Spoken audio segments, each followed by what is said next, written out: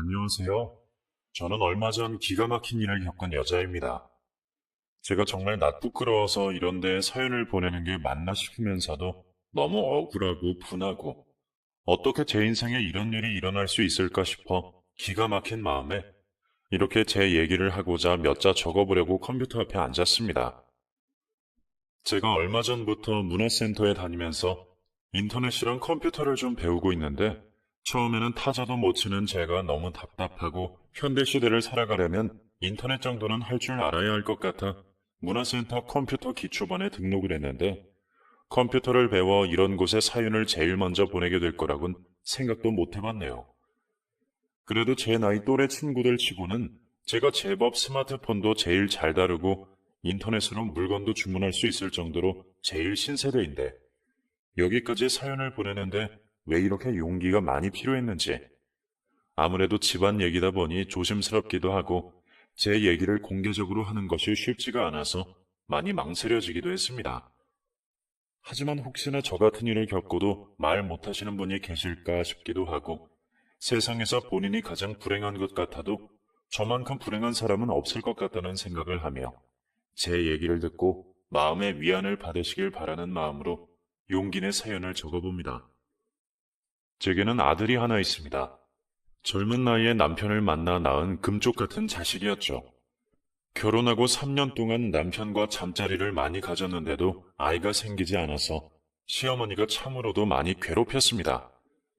남편은 손이 귀한 3대 독자였기에 시부모님은 하루가 멀다 하고 제게 손주 타령을 하셨어요. 그러면서 온갖 몸에 좋은 보약에 비싼 한우, 그리고 제철 과일을 매 식탁마다 차려주셨죠. 솔직히 처음에는 정말 감사했어요. 이렇게 며느리의 건강을 세심하게 챙겨주는 시부모님이 그 시절에는 드물었기에 복받았다고 생각했죠. 하지만 계속해서 아이 소식이 없자 그동안 받은 음식을 토해내려는 식으로 엄청 압박을 주셨어요.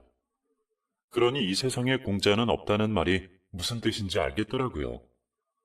처음에는 감사하게 받았던 음식들이 나중에는 부담이 되더라고요. 심지어 남들은 없어서 못 먹는다는 한우도 이제는 냄새만 맡아도 역할 정도로 거부감이 들 정도였어요. 임신이 되지 않아 매달마다 생리를 하게 되는 날에는 거의 초상집 분위기나 다름없었죠. 결국 참다 못한 시어머니는 저보고 소방 맞을 년이라고 욕도 하고 아이를 못 낳는다는 이유로 집에서 쫓겨난 적도 있었습니다. 저는 그때마다 시어머니의 소매를 붙잡으며 어머니, 저한테 이러지 마세요. 제발요. 제가 더 잘할게요. 노력해볼게요. 그러니까 쫓아내지 마세요. 라면서 애원했지만 어머님은 저를 매몰차게 밀치면서 애도 못 낳는 게 무슨 낯짝으로 우리 집에 들어와? 내가 기회를 몇 번이나 줬냐? 지금 벌써 너한테 들어간 돈만 얼마인 줄 알아? 3천만 원이 넘어. 남들은 결혼하자마자 떡두꺼비 같은 아들을 턱턱 낳아오는데 대체 너는 왜 남들 다 하는 것도 못하는 거야? 대체 뭐가 문제인 건데? 내가 너보고 돈을 벌어오라고 했니? 집안일을 하라고 시집살이를 시킨 적이 있니? 그저 손주 하나만 낳아달라고 그렇게 사정사정 부탁을 했는데 어떻게 그거 하나 해주지 못하니? 이럴 거면 우리 아들이랑 지금이라도 이혼해라. 라면서 저를 밀쳐내기도 하고 머리채를 잡고 바닥에 질질 끌고 다니기도 하셨습니다. 이때 저희 남편은 옆에서 뭐하고 있었냐고요? 지금 생각해도 어이가 없는데 마치 강 건너 불구경하듯 그저 지켜만 보고 있더라고요. 아니 애는 무슨 저 혼자만 드나요? 손뼉도 부딪혀야 소리가 나잖아요. 내 일 아니라는 듯이 맡고 있는 저를 쳐다만 보고 있는데 너무 서럽더라고요. 저를 보호해주지 않는 남편의 무심한 태도가 아직도 제 가슴에 한으로 남아있어요. 지금 생각하면 정말 경찰에 신고라도 했어야 하는데 제가 부모 없이 자라다 보니 시댁이 아니면 갈 곳도 없었고 친척들 손에 돌려가며 자라다 보니 도움을 요청할 곳도 없었습니다. 그나마 팔려가듯 선을 봐서 결혼이라도 했으니 몸담을 곳이라도 있지. 지금이야 그런 게 많이 좋아졌겠지만 옛날엔 부모 없이 살아온 게 어찌나 흠인지.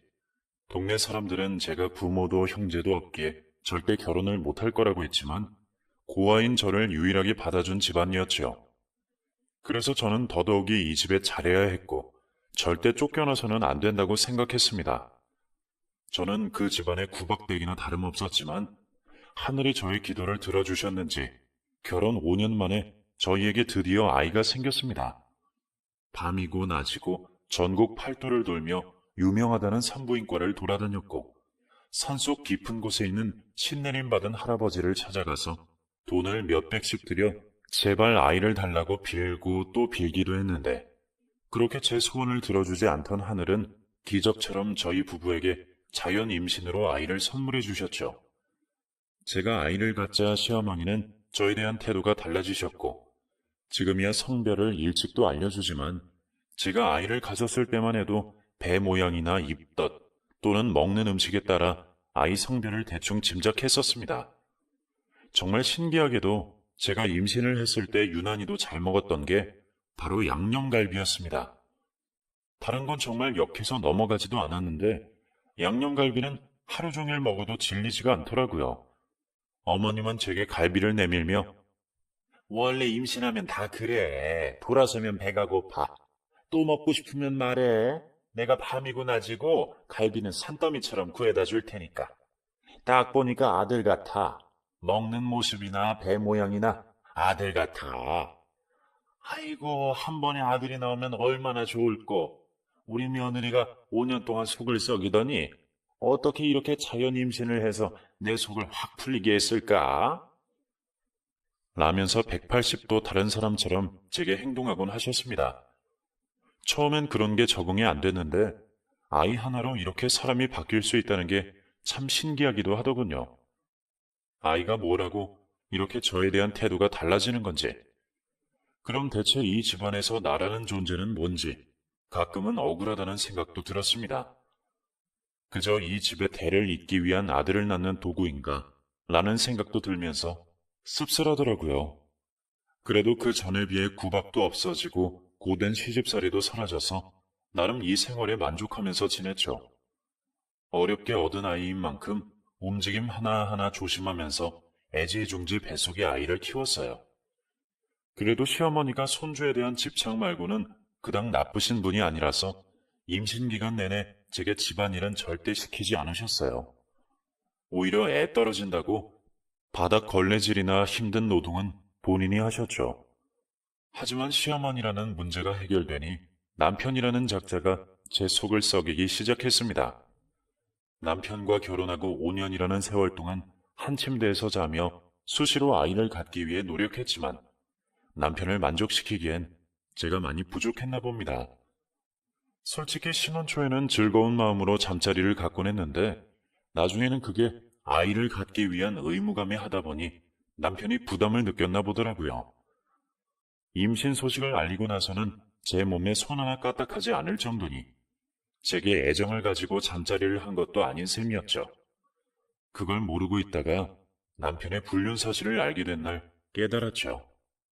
그때는 아이를 낳기 전 제가 만삭이었던 때였는데요. 산부인과 검진 날이라서 남편과 함께 병원에 가는 길이었어요. 시장 한복판에 병원이 있어서 그 근방을 같이 걷고 있는데 한 여자가 갑자기 달려오더니 다짜고짜 남편의 따귀를 때리더군요. 야, 이 미친 새끼야. 너 결혼했다고 나한테 왜 말 안 했어? 누구 인생 조질 일 있어? 난 네가 결혼한 줄도 모르고 심지어 애까지. 너 진짜 양심이라고는 있는 새끼야? 개망나니 같은 새끼. 너 같은 놈은 인간도 아니야. 태어날 네 애가 불쌍하다. 너 같은 바람둥이 새끼를 아빠라고 부를 거 아니야? 라면서 소리를 지르더라고요. 사람들의 시선은 전부 저희 부부에게 꽂혔고 저는 그 자리에 서서 벌벌 떨며 그 광경을 지켜봤습니다. 제 남편에게 소리를 지르던 그 여자는 배를 부여잡고 있는 저를 보고서는 아줌마도 정신 똑바로 차리고 살아. 저런 새끼 애를 낳고 싶어?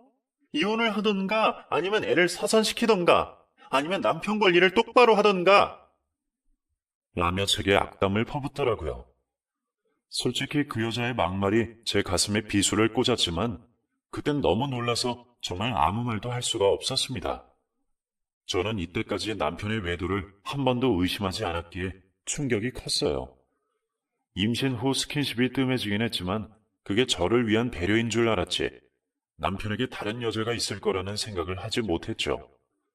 그래서 충격으로 거의 쓰러지기 일보 직전이었는데 남편은 저를 부축하지 않고 그 여자 뒤를 따라가더라고요.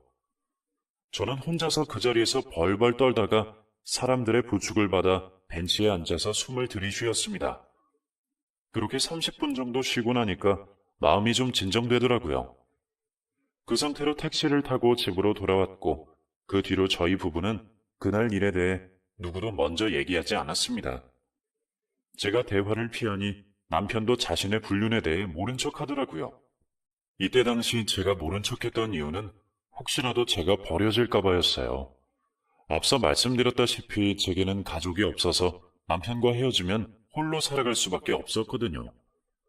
지금 제가 남편의 외도를 추궁하고 그래서 이혼을 하게 된다면 따뜻한 보금자리와 음식, 그리고 뱃속의 아이까지 이 모든 게 한순간에 날아가게 될 게 분명하기에 눈 감아 주었어요. 결국 그렇게 대면대면한 관계에서 저는 아들을 출산했고 시어머니는 하늘을 날아갈 듯이 기뻐했죠.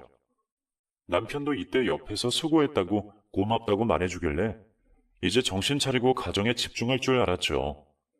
결혼해서 부부끼리 사는 것과 그 사이에서 아이가 태어나는 것과 천지 차이잖아요. 이제 우리 둘 사이에 연결고리도 있으니 제게 다시 충실할 거라는 기대를 했죠. 하지만 이건 착각이었어요. 계속해서 남편은 수시로 다른 여자를 만나면서 바람을 이어나갔고 저는 그때마다 아무 소리 못하고 속으로 삭히며 그렇게 외로운 결혼 생활을 유지하며 살았습니다. 어차피 할 이혼이었는데 그땐 아이도 너무 어리고 아빠 없이는 아이를 도저히 키울 수가 없다는 생각에 참고 또 참고 살았는데 제가 참으면 참을수록 남편은 저를 더 무시하고 없는 사람 취급했습니다. 남편의 바람을 알면서도 묵살하며 살아야 하는 여자의 마음. 정말 안 당해본 사람은 아마 모를 겁니다. 이 서름과 억울함을 어떻게 설명할 수 있을까요? 만약 제게 부모님이 살아계셨거나 오빠나 남동생이 있었으면 남편도 이렇게 대놓고 저를 기만하지는 않았을 텐데 고아나 다름없는 제 집안 환경으로 인해 저를 철저하게 무시하더라고요. 아들과 함께 시댁살이를 하고 있었기에 시어머니도 분명 남편의 외도를 알고 있었음에도 모른 척하고 외면하셨어요. 하루는 제가 참다 화가 나서 어머님에게 어머님, 저 드릴 말씀이 있는데 그 사람이 하며 말을 꺼내려고 하면 난 모른다. 모르는 일이다. 부부 일은 부부가 알아서 해. 난 그냥 영준이 할미로서 최선을 다해 살 거야. 그러니까 너네 부부 일은 너네가 알아서 해결해라. 솔직히 난 팔이 안으로 굽는다고밖에 말 못하겠어. 네가 아무리 울고 짜고 내 아들을 욕해도 난 네 편은 못 들어줘.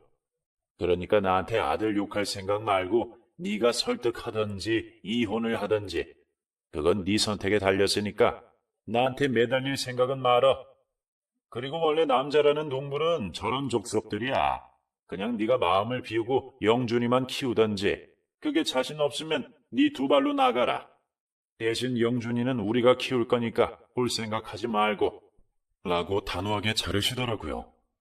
돈도 백도 없었던 저는 시어머니의 말에 아무런 반박도 하지 못하고 그대로 수긍할 수밖에 없었죠. 그 집안에서 저는 철저하게 혼자였고 제가 믿고 의지할 곳이라곤 제 유일한 피부치인 아들밖에 없었습니다. 그렇게 저는 아들 하나만 보고 계속해서 결혼 생활을 이어갔습니다. 술이 떡이 돼서 여자 향수 냄새를 풍기는 남편을 보면서도 집 앞에서 다른 여자와 입을 맞추는 남편을 보면서도 모른 척하며 살았고 아들 하나 보며 버티고 또 버텼습니다. 그런데 어느 날 고등학생이 된 제 아들이 밥을 먹다가 그러더군요. 엄마, 아빠는 참 인생 재밌게 산다. 자기 하고 싶은 대로 하면서 살잖아. 아빠가 되면 저렇게 해도 되는 거야? 아무 여자나 막 만나고 다니고 집 앞까지 여자들이 찾아오는데도 엄마는 아무 말도 안 하는 거야? 라고 묻더라고요. 다른 건 몰라도 아들만큼은 제발 남편의 외도를 모르길 바랬는데 눈치 빠른 그 녀석이 모를 리가 없었고 저는 그 물음에 아무 대답도 하지 못했습니다. 그런 거 묻지 말고 밥이나 먹어. 그리고 들어가서 공부나 해. 라는 말뿐이었죠. 그렇게 아들은 성인이 됐고 대학에 입학했습니다. 그리고 아들이 20살이 되자마자 남편과 이혼 절차를 밟기 시작했습니다. 이미 남편에게 마음 떠난 지는 오래되었고 또 시부모님 모두 돌아가신 상황이었기에 더 이상 결혼을 이어나가는 게 의미가 없었어요. 게다가 아들은 집에서 멀리 떨어진 곳으로 대학을 가는 바람에 이 집안에는 남편과 저만 남아 있었죠. 그러니 바로 변호사 상담을 받고 이혼 소정을 접수했어요. 하지만 그때 당시에는 제가 너무 어리숙하고 멍청했던지라 남편 외도에 대한 증거가 제 머릿속에만 있을 뿐 사진 한 장 증거 하나 남겨둔 게 없어서 결국 성격 차이로 합의하에 이혼을 했고 결혼 기간 내내 남편의 외도를 참아왔음에도 위자료 한 푼 받지 못하고 이혼을 했네요. 한 푼도 못 받고 쫓겨나서 억울하긴 했지만 그래도 속이 후련했습니다. 그깟 돈이 중요한 것도 아니었고 그냥 제 인생을 살고 싶었거든요. 무엇보다 저를 벌레보다도 못한 취급을 하는 남편에게 더 이상 밥을 차려주고 옷을 빨아주면서 시다발이 노릇을 하기 싫었거든요. 그래서 돈을 못 받더라도 하루빨리 그 집에서 탈출하고 싶었습니다. 아들은 처음에는 아빠랑 산다고 하다가 나중에는 저랑 같이 산다고 하더라고요. 사실 성년이기 때문에 아들의 양육권을 다투는 건 아무 소용없고 그저 돌아가면서 가까운 곳에 아들이 아빠 집, 엄마 집 번갈아 가면서 살기로 했어요. 다행히도 아들이 저희 부부의 이혼에 크게 충격받지 않고 이해해 주었어요. 또 아들이 남편처럼 망나니 짓은 하지 않았기에 그것만으로도 저는 삶의 이유가 충분했고 앞으로 내 인생은 이 아이를 위해 살아야겠다는 생각뿐이었습니다. 그리고 다짐했습니다. 만약 우리 아들이 결혼을 한다면 절대로 우리 시어머니처럼 되진 말자. 적어도 사람을 옥죄는 인간은 되지 말자고 다짐했죠. 제가 이런 다짐들을 너무 일찍 해서 그런 걸까요? 제 아들은 생각보다 일찍 결혼 생각이 있는 것 같았습니다. 엄마, 나 여자친구가 있는데 결혼하고 싶어. 엄마 한번 만나볼래? 라면서 22살의 나이에 결혼을 하겠다는 겁니다. 얼마나 만났는데? 벌써 결혼이야? 아직 너무 어리지 않아? 너 이제 대학 졸업하고 아직 군대도 안 갔는데 졸업하고 군대 간다고 해서 휴학도 안 했잖아. 라고 말했더니 결혼하고 군대 가면 되잖아. 걔가 기다리기 싫대서 그냥 결혼해버리라고. 결혼이 별거야. 바람난 아빠랑 엄마도 거진 20년을 살았는데 군대 그까짓 거 몇 년 못 기다리겠어? 그럼 여자도 아니지. 여자는 적어도 순정이 있어야 돼. 엄마처럼. 하면서 비꼬든 말을 하더라고요. 저는 등짝 한 대를 시원하게 때리면서 그런 말하고 다니지 말어. 부끄러운 줄 알아야지. 결혼은 좀 천천히 생각해봐. 나이도 아직 너무 어리고 자리 잡힌 것도 없고 엄마도 돈이 없어. 나중에 천천히 해. 라고 아들을 설득했죠. 그렇게 아들은 졸업을 하고 군대를 갔고 결국 사귀고 있다던 그 여자친구와는 헤어지게 됐습니다.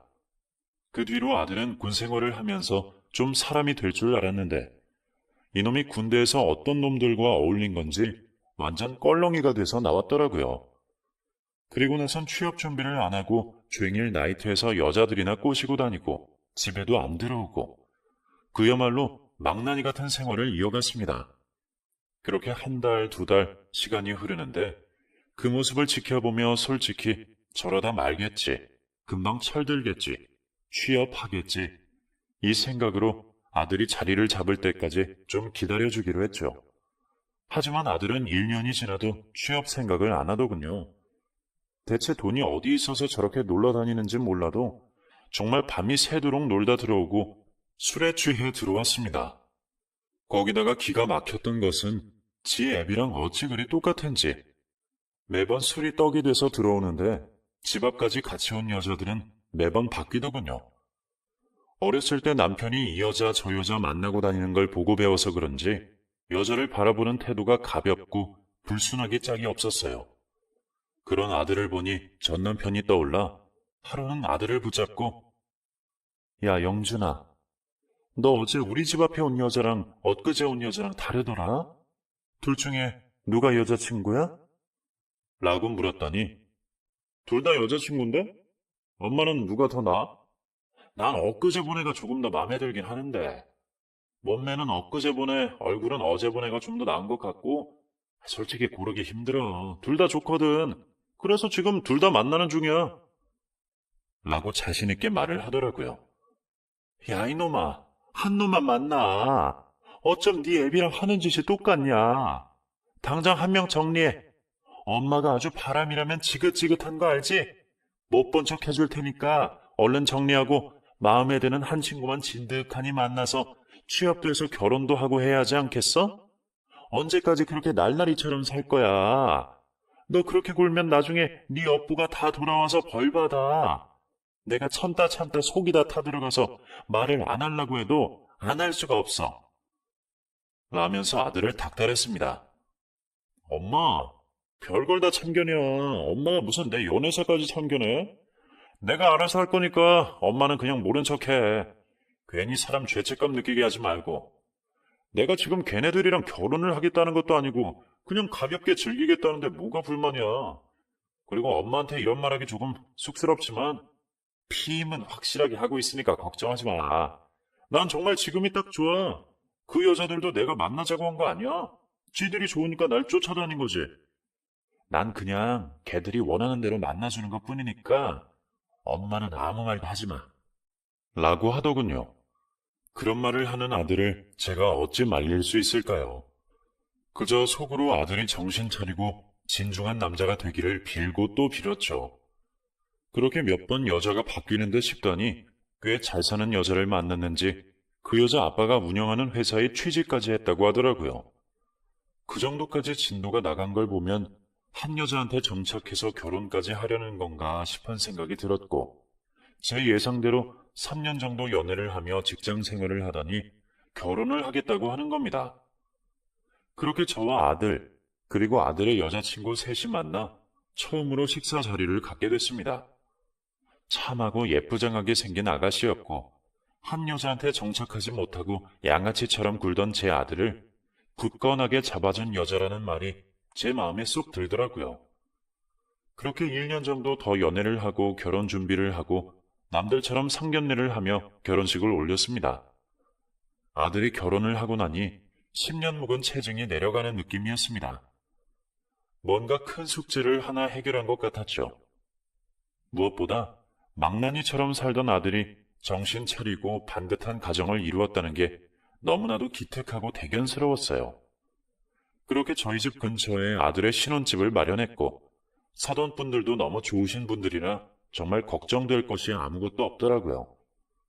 저는 주변 친구들에게 어떻게 하면 며느리와 괜찮은 관계를 유지할 수 있는지 조언을 구했는데 친구들 말로는 요즘 젊은 사람들은 시어머니가 참견하는 거 싫어해. 그냥 남처럼 사는 게 제일 좋대. 그러니까 괜히 연락해서 귀찮게 하지 말고 반찬 같은 거 준다고 집에 찾아가고 그러지 마. 괜히 악덕한 CM이라고 욕이나 한다니까. 반찬이 맛없으면 괜히 쓰레기가 전부 버린다잖아. 왜 그러겠어? CM이가 주는 거니까 먹기도 싫거나 진짜 입맛에 안 맞는데 거절하기 싫으니까 그냥 받고 버리는 거겠지. 아유, 끔찍해 정말. 요즘 애들 해도 해도 너무하지 않아? 그러니까 며느리랑 친해질 생각은 꿈에도 말아. 라고 제게 조언을 해주더군요. 며느리들이 원하는 게 그런 거라면 저희 며느리도 그럴 것 같아 저는 최대한 관심 없이 연락도 하지 않고 대면대면하게 지냈는데 웬걸? 저희 며느리는 정말 다르더라고요. 퇴근을 하기가 무섭게 저희 집에 찾아와서는 어머니, 저 밥 좀 먹고 가도 돼요? 오늘 저녁 하기가 너무 싫어서 이따가 오빠도 오라고 할까요? 라면서 무작정 찾아와서는 밥을 해달라고 하고 과일을 깎으면서도 어머니 이거 보세요. 저 사과 토끼 모양으로 깎을 줄 알아요. 너무 귀엽죠? 근데 이 사과 어디서 사셨어요? 진짜 맛있다. 저도 하나 사주시면 안 돼요? 라면서 저한테 자꾸 치덕거리는 모습을 보이더라고요. 그래서 그냥 솔직히 대놓고 묻기로 했습니다. 아니, 새아가. 내가 친구들한테 물어보니까 며느리랑은 거리 두는 게 제일 좋다던데 너는 그런 게 더 편하지 않아? 나야 뭐 괜찮지만 혹시나 억지로 이러는 걸까봐 내가 마음이 편치가 않아. 너가 하고 싶은 대로 해도 되니까 이렇게 나한테 억지로 잘해줄 필요 없어. 라고 말했더니, 어머니, 그게 무슨 소리세요? 전 어머니 좋은데요? 저희 엄마보다도 편할 때가 있어요.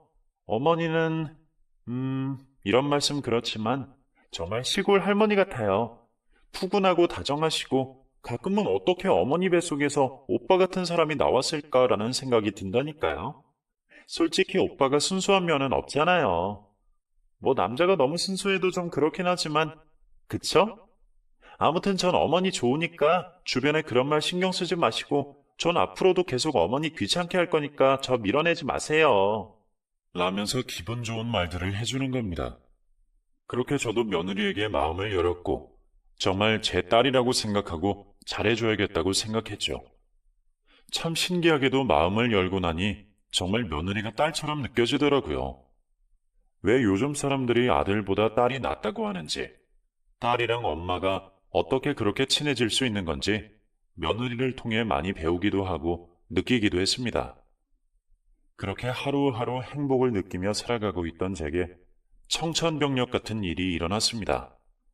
제 유일한 친구이자 중학교 동창생인 미숙이라는 친구에게 전화가 걸려왔습니다.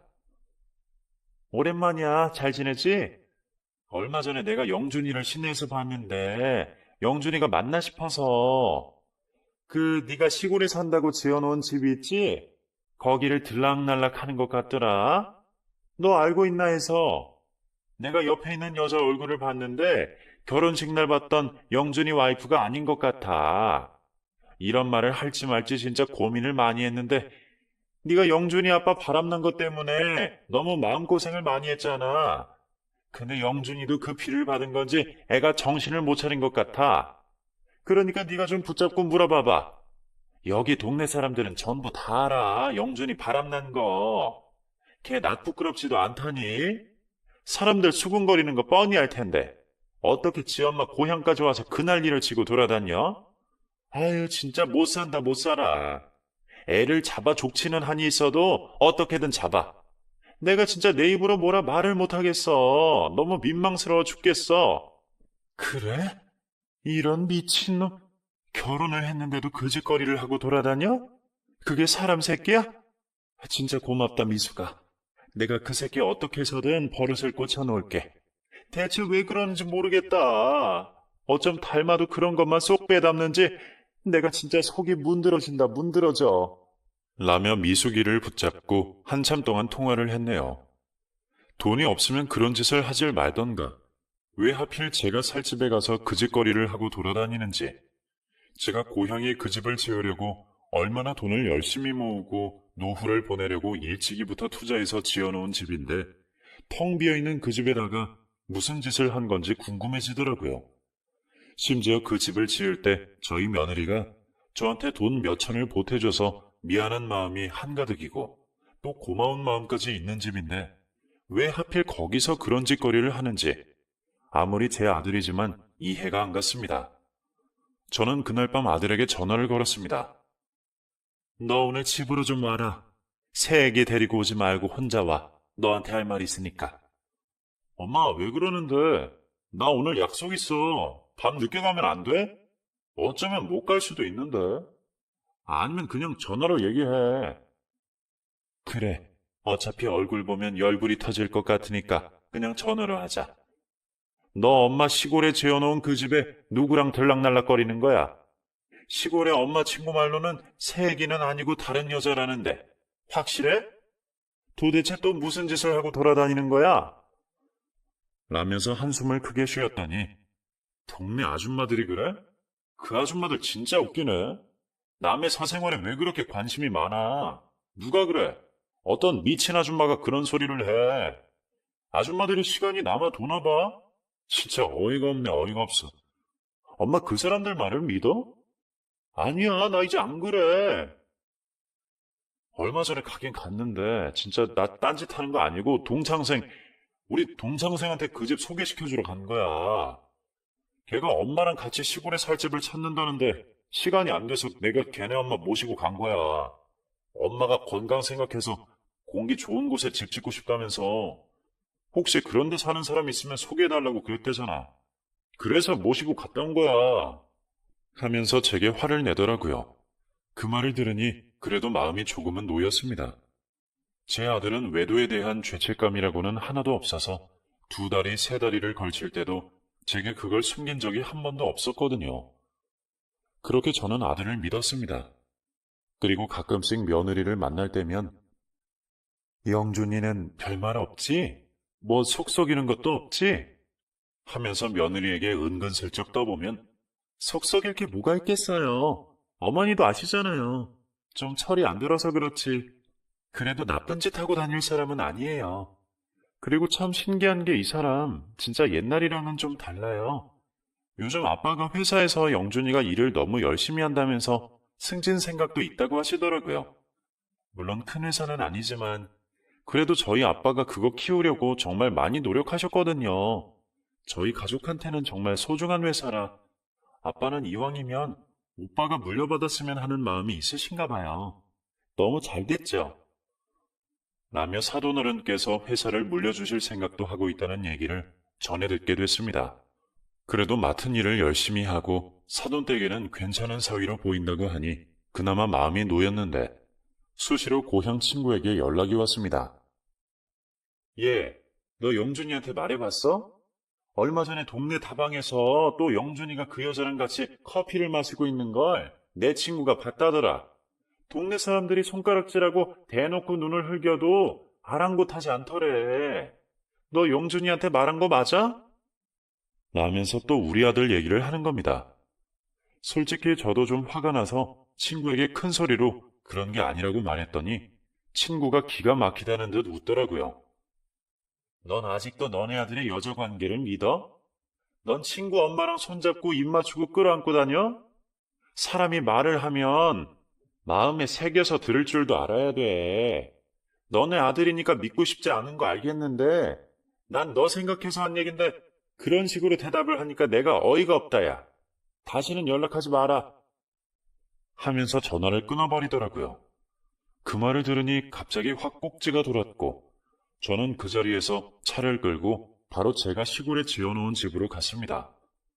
산 중턱에 있어서 인적도 드물고 고요한 제 집 마당엔 차가 다녀간 바퀴 흔적만 있을 뿐 고요하더라고요. 비밀번호를 누르고 들어갔더니 텅 비어있는 집엔 언제 사서 들여놓았는지 커다란 더블 침대와 생수 몇 병, 그리고 뭘 사다 포장해 먹었는지 음식들이 몇 개 놓여 있었습니다. 그리고 바닥에 벗어던진 옷까지 몇 개. 또 이불에선 여자의 향수 냄새가 진하게 났습니다. 믿고 싶지 않았습니다. 처음엔 그냥 아들이 와서 쉬고 갔겠거니 머리를 식히려고 그랬겠거니 하는 생각으로 혼자 좋은 쪽으로 생각하려고 무던히도 많이 노력했지만 방 여기저기를 뒤지면 뒤질수록 끔찍한 흔적들이 나타났습니다. 여자의 벗어놓은 스타킹, 양말, 그리고 마당에는 하이힐 뒤꿈치의 흔적까지. 정말 머리가 복잡하더군요. 하지만 거기서 마냥 기다릴 순 없어서 결국 다시 집으로 돌아왔습니다. 저는 아들에게 제가 다녀갔다는 사실을 말하지 않았고 다음 날, 그리고 또 다음 날에도 저는 매일매일 시골집을 찾아갔습니다. 다행히도 저희 동네에서 1시간 거리에 있어 멀진 않았고 많을 때는 하루에 2번이고 3번이고 왔다 갔다 하면서 제 집 주변을 서성였죠. 그렇게 2주쯤 지났을 무렵 저녁 시간쯤 그 집에 들렀다가 다시 저희 집으로 가려는데 맞은편에서 쌩 하고 아들 차가 지나가더라고요. 저희 아들 차가 새파란색이라 눈에 띄기도 하고 제가 차 번호를 알고 있으니 그 순간 저도 눈이 돌아 다시 차를 돌려 아들 차를 뒤쫓았습니다. 어차피 목적지는 제가 지어놓은 그 집일 테고 아들 차를 너무 바짝 뒤따라가면 혹시라도 발각될까봐 일부러 30분 정도 쉬었다가 다시 시골집으로 출발을 했죠. 그리고 좀 멀리에 차를 대고 저희 집 쪽으로 걸어갔습니다. 멀찍이서 봐도 저희 집엔 불이 켜져 있었고 집 앞마당까지 왔더니 승용차 2대가 마당에 서 있더라고요. 한 대는 아들 차, 그리고 한 대는 아들의 상간녀 차라는 생각에 저는 뛰는 심장을 부여잡고 비밀번호를 누른 그때 문이 열리자마자 다리에 힘이 풀려 주저앉고 말았습니다. 엄마! 엄마가 어떻게 여길... 하면서 아들이 절 보고 깜짝 놀란 그 집엔 두 명의 여자가 있었습니다. 한 명은 친구 미숙이가 말한 대로 중년의 여성이 속옷만 입은 채 벌벌 떨고 있었고, 또 한 명은 카메라를 들고 서 있는 저희 며느리더군요. 며느리는 손을 벌벌 떨면서 이 모든 광경을 카메라에 담고 있었고, 저를 보자마자 눈물을 줄줄 흘리며 어머니, 어머니 죄송해요. 어머니. 하면서도 카메라를 손에서 놓지 않았습니다. 아들은 갑자기 입에서 욕을 내뱉더니 지금 이게 뭐 하는 짓이야? 장난치는 거야? 어? 왜 다 여기까지 와서 난리들인데? 미쳤어 진짜? 사람을 뭘로 보는 거야? 라면서 며느리에게 휴지며 옷이며 다 집어던지기 시작하더라고요. 며느리는 그 와중에도 손에서 휴대폰을 놓지 않으며 해봐. 어디 한번 해봐. 내가 포기할 것 같아? 저 여자 내가 고소해서 콩밥 먹일 거고 네 인생은 바닥까지 떨어뜨릴 거야. 진짜 쪽팔리고 부끄럽지도 않아? 어디 붙어먹을 여자가 없어서 저런 늑다리랑 붙어먹을 생각을 해? 네가 그러고도 인간이야? 네가 그러고도 사람 새끼야? 그리고 대표님도 그러시는 거 아닙니다. 아무리 그래도 어떻게 아내가 있는 남자랑 다른 사람도 아니고 제 남편을 건드릴 수가 있어요. 뻔히 알면서, 모든 걸 다 알면서. 너네 공범이야. 너네 둘 다 내가 절대 용서 못해. 라고 소리를 지르자 야이씨! 그럼 너네 애비 꼬셔서 회사를 나한테 넘기라고 네가 진작에 설득을 했었어야지. 그럼 내가 저 김 여사까지는 안 건드렸지. 안 그래 김 여사? 말해봐. 당신도 입이 있으면 말해봐. 나 좋다며 네가 먼저 꼬리 쳤잖아. 내가 원하는 대로 전부 다 해주겠다고 했어 안 했어? 근데 이런 식으로 하는 건 아니지. 아줌마가 내 와이프 여기로 부른 거야? 나한테 돈 주기 싫어서 그래서 이 난장판을 만든 거야? 지금 이게 뭐 하자는 건데? 라며 소리를 지르더군요. 저는 그 자리에서 주저앉아 아무 말도 할 수가 없었습니다. 무슨 상황인지 이해조차 되지 않았고, 다른 것보다도 가장 충격적이었던 건 제가 너무 아끼고 사랑하는 며느리가 저희 아들의 외도를 알고 있었다는 것, 그리고 여기까지 제 발로 찾아왔다는 것이 저를 너무 마음 아프게 했습니다. 저는 휴대폰을 들고 촬영하고 있는 며느리의 손을 붙잡고 가자. 세아가 가자.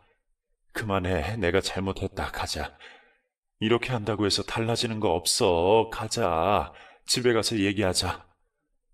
라면서 그 애를 끌고 나왔습니다. 눈물을 흘리며 제 손을 잡고 차에 탄 며느리는 집에 가는 내내 오열을 했고, 저도 눈물을 참고 싶었지만 도저히 참아지지 않아 같이 울었습니다. 그리고 저희 집으로 데리고 와서 이게 어떻게 된 일인지 며느리에게 설명하라고 했죠. 어머니, 그게 정말 죄송해요. 그 사람 바람 피우는 거 저 알고 있었어요. 이미 저희 회사에도 소문이 파다해요. 아까 그 사람 옆에 있던 중년의 그 여자, 저희 회사 제일 큰 거래처의 김 대표라는 여자예요. 저희 회사보다 규모가 3배는 더 크고 오래되고 저희 업계에서는 큰손이나 마찬가지라 모르는 사람이 없을 정도인데, 저도 얼마 전 그 사람 휴대폰을 보고 알았어요. 그 사람의 외도 상대가 김 대표라는 걸 너무 늦게 알았어요. 남편이 딴짓한다는 건 알고 있었지만 솔직히 어머니한테 말할 용기도 안 나고 그냥 저 혼자 해결하려고 했는데, 김 대표가 상대일 거라고는 정말 꿈에도 몰랐어요. 저 이제 어떡해요? 어머니, 저 이제 어떻게 해야 되는 거예요? 라면서 목 놓아 울기 시작하더라고요. 그렇게 저도 며느리를 끌어안고 펑펑 울었습니다. 미안하다고, 내가 면목이 없다고, 너같이 착하고 소중한 애한테 이런 상처를 주어서 너무 미안하다는 말밖엔 할 말이 없었습니다.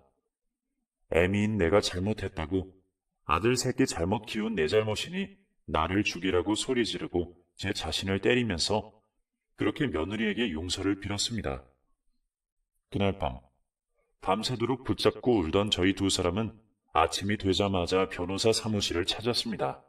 그리고 며느리가 찍은 자료를 증거로 제출했고, 며느리는 김 대표라는 여자가 운영하는 회사 홈페이지에 불륜 동영상을 올렸습니다. 그 동영상이 일파만파 퍼지면서 김 대표는 저희 며느리를 고소하겠다고 난리를 피우고, 업계 쪽에는 소문이 파다하게 나서 김 대표의 이미지에 엄청난 타격을 일으켰다고 하더라고요. 그리고 며느리는 제 아들을 소송했고 제가 며느리 쪽에 증인으로 나섰습니다. 사람들은 모두 의아해하더군요. 어떻게 아들인데 편을 들어줘야지 며느리 쪽 증인으로 나서냐고. 아무리 그래도 배 아파 낳은 아들인데 어떻게 그렇게 아들을 외면할 수 있냐며 제게 손가락질하는 사람도 있었습니다. 하지만 저는 그건 아니라고 생각합니다. 잘못된 건 아무리 아들이라도 바로잡아야 하고 피해를 받은 사람들은 그만큼의 위로를 받아야 한다고 생각하기에 며느리 편에 설 수밖에 없었습니다. 그 뒤로 며느리와 제 아들은 이혼을 했고 김 대표라는 여자가 저희 집에 돈까지 보내면서 며느리를 설득하라고 몇 번이나 저를 찾아온 적도 있었습니다. 하지만 어디 그게 제 마음대로 되나요? 얼마 지나지 않아 김 대표가 운영하는 사업은 안 좋은 소문으로 인해 나락으로 떨어졌고 제 아들 역시 며느리와 이혼하고 사돈이 운영하는 회사에서 쫓겨나게 됐죠. 그 뒤로 아들은 3년이 지난 지금도 저와 연락하지 않고 지내고 있습니다. 아들과 김 대표가 함께 지내던 그 집은 헐값에 다른 사람에게 넘겼고 딸이라고 생각했던 며느리 역시 이런 일이 터지고 나니 남이 되더군요. 그렇게 지금 저는 설지역에 혼자 살아가고 있습니다. 그런데 참 마음이 이상한 것이 아들과 연락하고 며느리가 저희 집에 오갈 때보다 혼자 조용히 사는 지금이 훨씬 마음이 편합니다. 한 2, 3년을 매일 법원을 오가고 증인으로 출석하고 속 시끄럽게 살아서 그런지 그냥 지금 제 취미를 갖고 배우고 싶은 것들을 배우면서 살아가는 평범한 하루하루가 정말 소중하다고 느껴지네요. 이 사연을 듣는 분들께서는 그래도 아들인데 어떻게 그렇게 외면해버릴 수 있냐고 하시는 분들도 계시겠지만 저는 제 선택을 후회하지 않습니다. 비록 제 아들은 잘못 키웠지만 그 아들 때문에 제 양심마저 구정물에 집어넣어버리면 이혼한 남편과 아들, 그리고 저와 똑같은 사람이 돼버리기 때문이죠. 전 그렇게 살고 싶진 않습니다. 그러니 너무 자식을 버린 애미라고 손가락질은 하지 말아주셨으면 합니다. 염치 없지만 부탁드리고 싶은 건 그냥 제 선택이 옳았다고 응원의 한마디 해주시면 참 고맙겠네요. 긴 사연 들어주셔서 감사합니다.